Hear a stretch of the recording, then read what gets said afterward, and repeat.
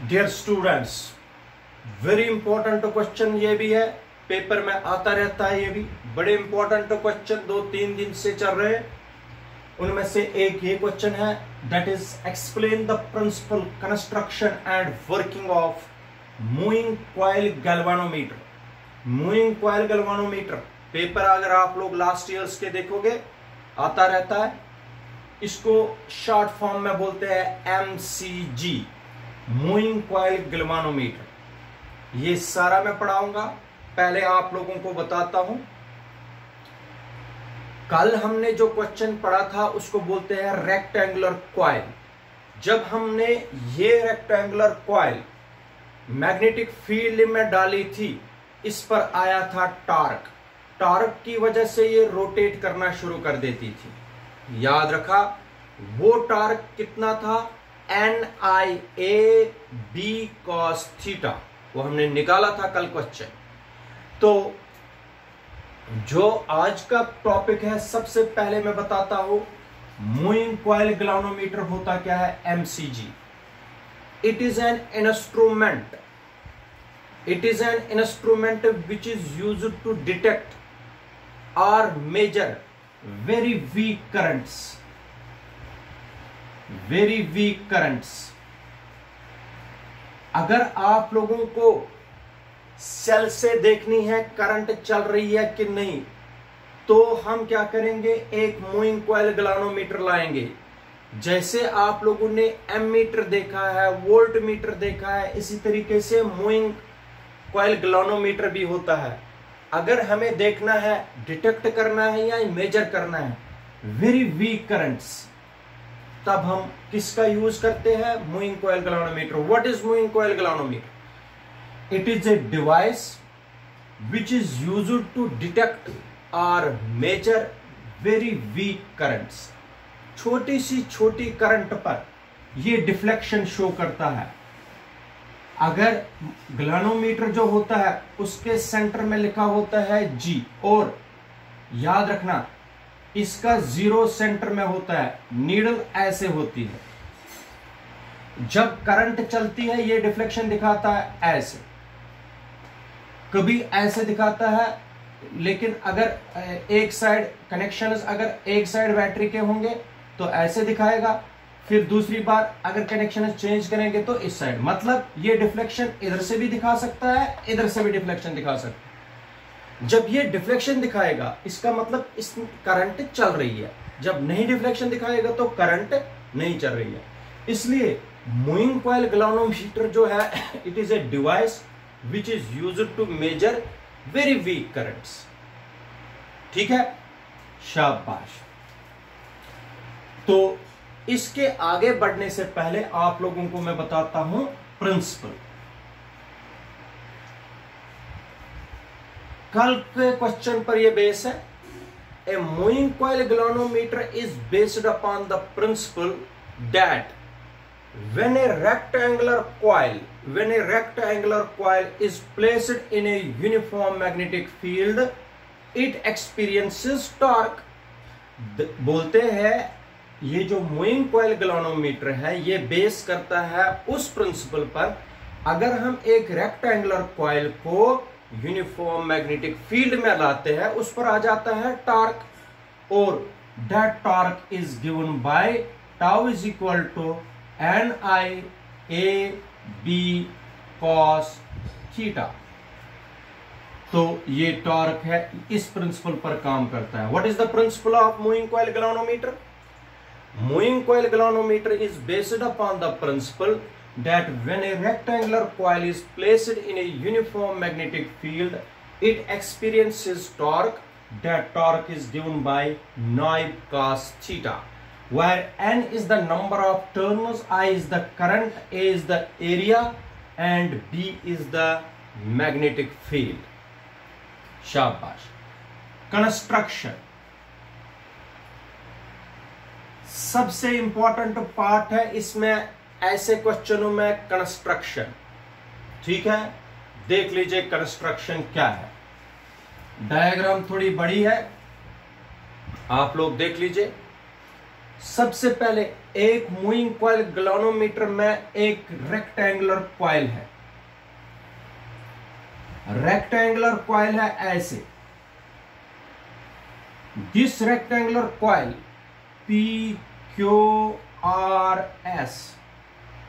This rectangular coil PQRS consists large number of turns, इसमें large number of turns होती है।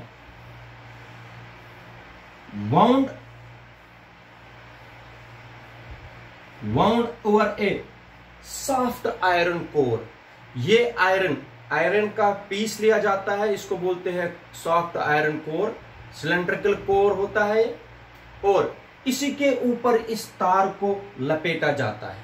ठीक है, इस तार को लपेटा जाता है soft iron core which is in the shape of cylinder.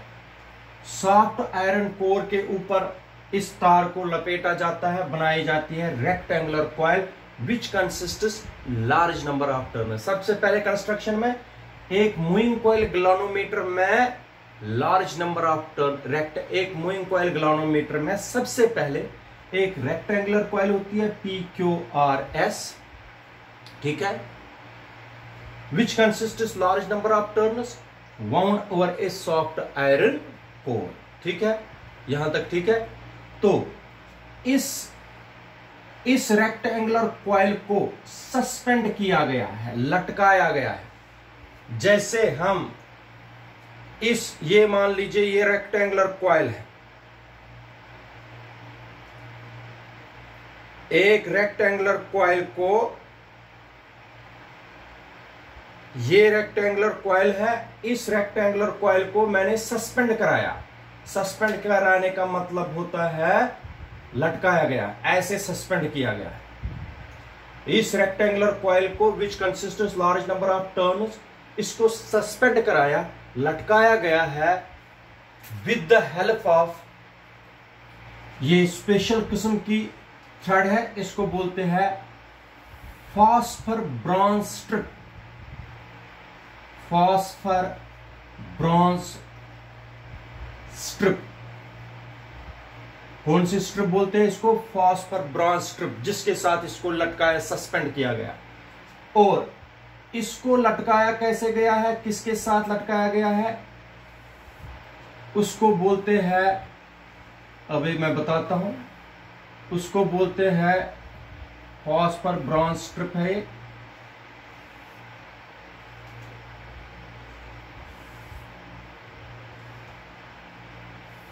जिसके साथ इसको सस्पेंड किया गया है, उसको बोलते हैं टॉर्शन हेड।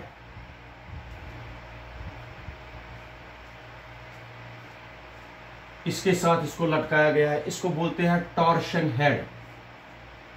टॉर्शन हेड क्या बोलते हैं इसको? Torsion head. ये जो थ्रेड है स्पेशल किस्म का, इसको बोलते हैं फॉस्फर ब्रॉन्ज स्ट्रिप।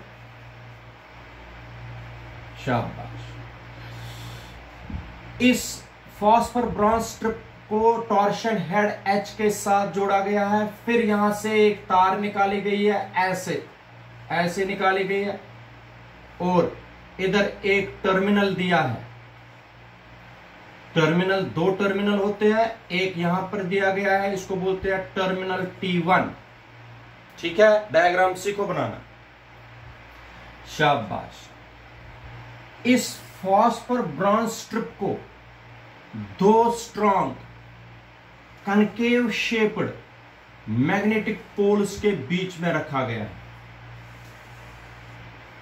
ये नॉर्थ पोल है, कनकेव शेप दी गई है, वो मैं बताता हूं क्यों, ताकि एक मैग्नेटिक फील्ड दे, उसको बोलते हैं रेडियल मैग्नेटिक फील्ड, जो मैं अभी आपको बताता हूं। ये है साउथ पोल। नॉर्थ पोल से साउथ पोल की तरफ मैग्नेटिक फील्ड जाएगा, इसको इस तरीके से रखा गया। इधर देख लीजिए, जो दूसरा एंड है इस रेक्टेंगुलर कॉइल का, वो बांधा गया है एक हेयर स्प्रिंग। हेयर स्प्रिंग ये हेयर स्प्रिंग है।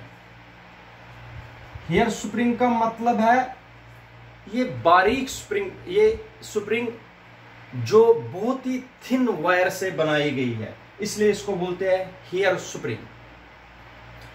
हेयर स्प्रिंग को इस तरीके से जोड़ा गया है यहां, और इसको, इस टर्मिनल को ऐसे लिया गया है, ऐसे, और यहां पर जोड़ दिया गया है टर्मिनल T2, ऐसे जोड़ा गया, ये wire, it is called terminal T2। ये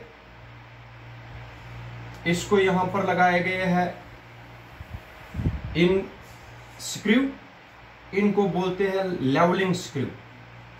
जिस तरीके से फ्रिज में होते हैं लेवलिंग स्क्रू, ये बैलेंस करता है लेवलिंग स्क्रू S1, और यहां पर लेवलिंग स्क्रू होता है दूसरा S2।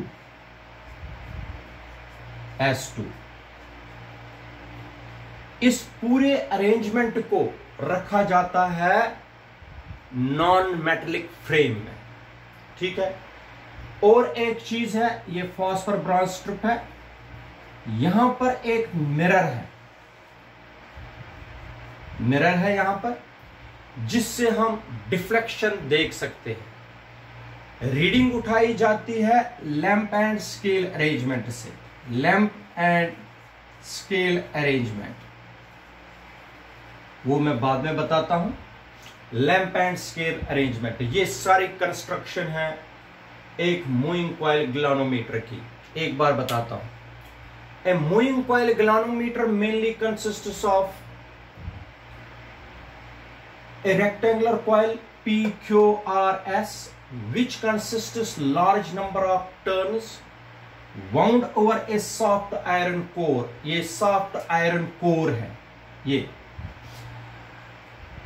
one end of the rectangular coil is connected with torsion head with the help of phosphor bronze strip, then this is connected with terminal T1।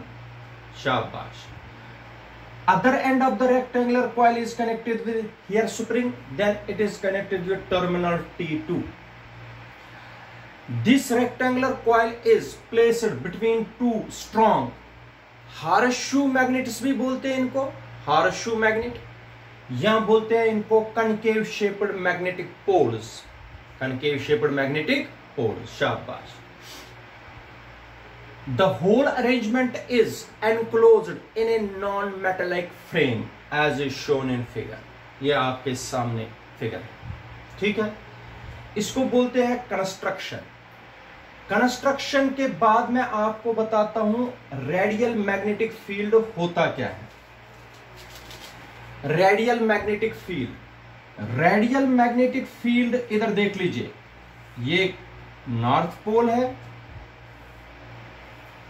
ये south pole है। अगर ये रेक्टेंगुलर कॉइल है, ये coil है, जब यहां से इसका रेडियस ऐसे है, इसका रेडियस ऐसे भी है, इधर देखो, जब मैग्नेटिक फील्ड यहां से निकलेगा ऐसे पड़ेगा, जब यहां से मैग्नेटिक फील्ड निकलेगा यहां से पड़ेगा, तो जब यहां से मैग्नेटिक फील्ड निकलेगा यहां से पड़ेगा। When the magnetic field is along the radius of the coil, when the magnetic field is parallel to the plane of the coil, then such magnetic field is called radial magnetic field। radial magnetic field, ये magnetic field होता है along the radius of the coil, तो इसको बोलते हैं radial magnetic field। ये magnetic field होता है parallel to the plane of the coil, इसको बोलते हैं radial magnetic field. Radial magnetic field में थीटा रहता है 0 डिग्री। कितना रहता है? What is radial magnetic field? Radial magnetic field is that magnetic field which is always parallel to the plane of the coil. In this case theta is always 0 degree, that is why it is called radial magnetic field. अब हम इसी की working या theory और working यही है। शाबाश, देख लीजिए। सबसे पहले जब इसमें करंट चलेगी, करंट चलने से रेक्टेंगुलर कॉइल में जब करंट चलेगी, आप लोगों को पता है when rectangular coil is placed in magnetic field it experiences torque. जब इसमें करंट चलेगी इसमें टॉर्क आएगा। टॉर्क का मतलब है ये रोटेट करेगी, ऐसे रोटेट करना शुरू कर देगी, ऐसे। ये कॉइल अगर कॉइल ऐसे थी, कॉइल अगर ऐसे थी रेक्टेंगुलर कॉइल, अब थोड़ा टिल्ट हो जाएगी, ऐसे हो जाएगी, सस्पेंड है, लटकाएगी ऐसे। When rectangular coil is placed in a uniform magnetic field, it experiences torque. That torque is given by tau is equal to NIAB cos theta. शाबाश। जब रेक्टेंगुलर कॉइल को हमने किस में रखा, मैग्नेटिक फील्ड, इसमें क्या आ गया, टार्क। वो टार्क कितना होता है, NIAB cos theta। मगर in case of radial magnetic field, in case of radial magnetic field, theta कितना रहता है, 0 डिग्री। थीटा कितना रहता है, 0 डिग्री। ये मैं यहां मिटाऊंगा ताकि आपको विजिबल हो। थीटा कितना होगा, 0 डिग्री। टाउ कितना आया, cos 0 is 1, tau is equal to NIAB। This is equation number first. इस टॉर्क की वजह से रेक्टेंगुलर कॉइल डिफ्लेक्ट हो गई, ऐसे घूम गई, रोटेट हो गई। इस टॉर्क की वजह से कॉइल रोटेट हो गई, इसलिए इसको बोलते हैं डिफ्लेक्टिंग टॉर्क। डिफ्लेक्टिंग टॉर्क, कौन सा टॉर्क बोलते हैं इसको, डिफ्लेक्टिंग टॉर्क। शाबाश। अब आप लोगों को पता है जब ये डिफ्लेक्ट हो गई, इस स्प्रिंग में भी रोटेशन आ गई। इधर देख लीजिए, जब कॉइल डिफ्लेक्ट हो गई, स्प्रिंग में रोटेशन आ गई, इसमें ट्विस्ट आ गया, ट्विस्ट। मगर आपको पता है जब स्प्रिंग में हम ट्विस्ट देते हैं, ऐसे रोटेट करते हैं, स्प्रिंग वापस आती है अपने पोजीशन पर। इसलिए ड्यू टू हियर स्प्रिंग,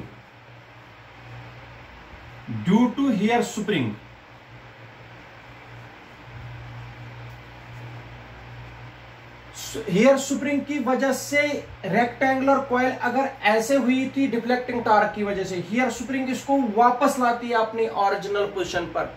और जब अगर इसने थीटा एंगल रोटेट किया था, अगर पहले ये ऐसी थी, इसने थीटा रोटेट किया था ऐसे, स्प्रिंग में ट्विस्ट आया, स्प्रिंग में ट्विस्ट जब आता है वो अपनी पोजीशन पर फिर से आती है, तो स्प्रिंग की वजह से इसमें एक और टॉर्क आ गया। पहले तो डिफ्लेक्टिंग टॉर्क था, अब वापस आ रही है अपनी पोजीशन पर हियर स्प्रिंग की वजह से। इस टॉर्क को बोलते हैं रेस्टोरिंग टॉर्क। रेस्टोरिंग टॉर्क, पहला टॉर्क था डिफ्लेक्टिंग टॉर्क, जिससे कॉइल डिफ्लेक्ट हो गई, स्प्रिंग की वजह से इसमें रेस्टोरिंग टॉर्क आ जाता, वापस लाती है अपनी पोजीशन पर। रेस्टोरिंग टॉर्क होता है के थीटा। मगर ये जो के है, के को बोलते हैं torque per unit deflection. Torque per unit deflection.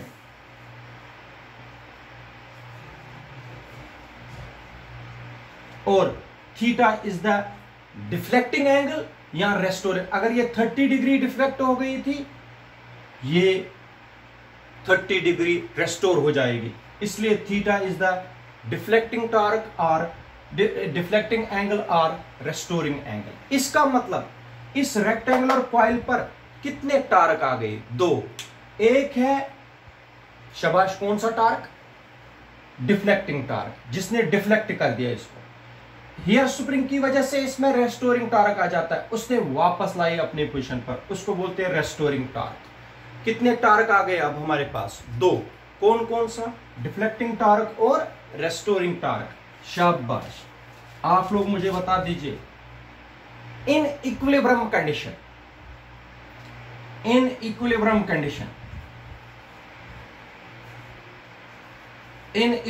Condition, शाबाश, deflecting torque is equal to restoring torque.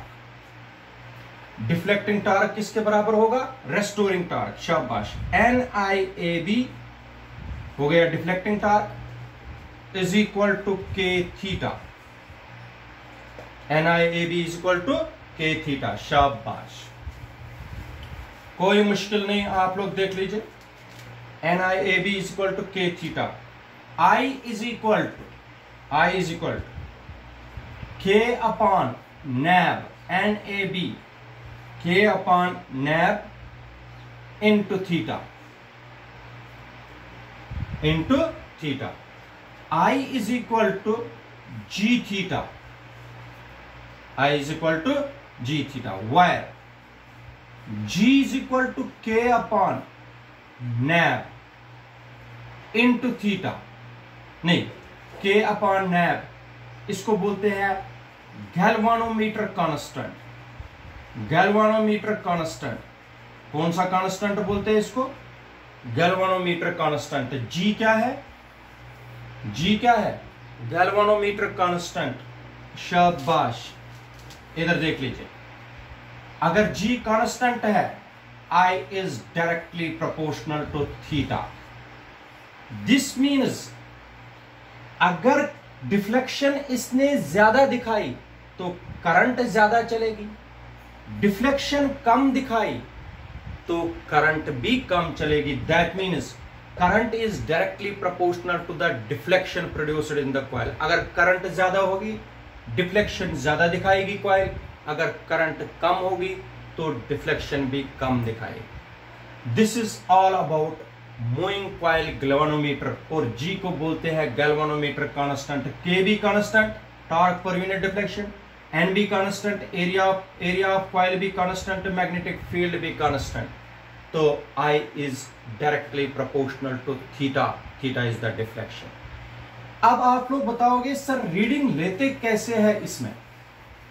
इसमें रीडिंग लेते कैसे है, मैं वो बताता हूं। देखो, और एक चीज होती है इस गैल्वानोमीटर में जो आप लोगों को शो नहीं करती है, वो है लैंप और स्केल। यहां पर लगाया गया है, ये स्केल है और यहां पर लैंप है, ये लैंप है। लैंप एंड स्केल अरेंजमेंट बोलते हैं। इधर देखो,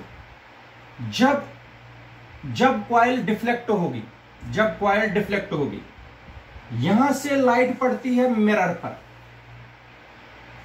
ठीक है। कॉइल डिफ्लेक्ट होगी, जितनी डिफ्लेक्ट होगी मिरर भी उतना डिफ्लेक्ट होगा। जब मिरर डिफ्लेक्ट होगा उतनी दूर पड़ेगी रिफ्लेक्शन, जितनी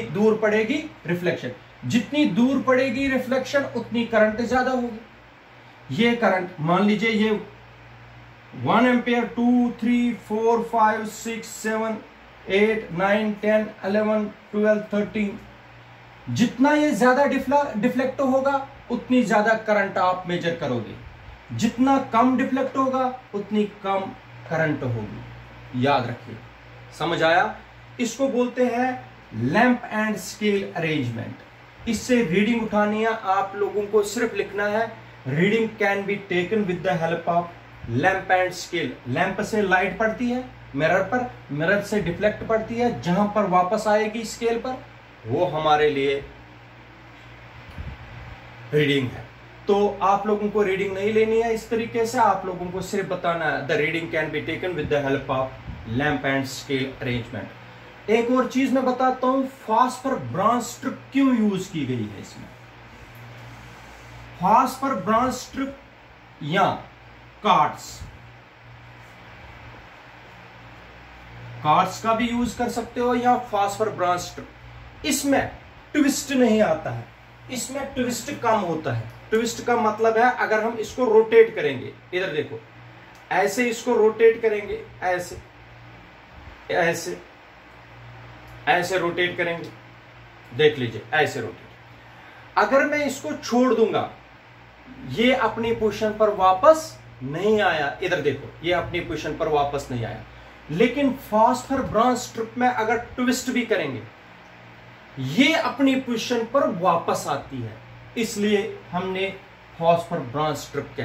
इसमें टॉर्क पर यूनिट डिफ्लेक्शन जो होता है सबसे कम होता है किसका? फॉस्फर ब्रांच स्ट्रिप का। इसमें ट्विस्ट बहुत ही कम आता है, that is why we are using phosphor bronze strip. अगर कितनी भी रोटेशन देंगे ये ऑलमोस्टली अपनी पोजीशन पर वापस आता है, that is why we have used phosphor bronze strip. ये आप लोगों को मैंने बहुत अच्छी तरीके से समझाया और अच्छी तरीके से वीडियो को फॉलो करिए और देख लीजिए, ठीक तरीके से आप लोगों को आ जाएगा। Thank you.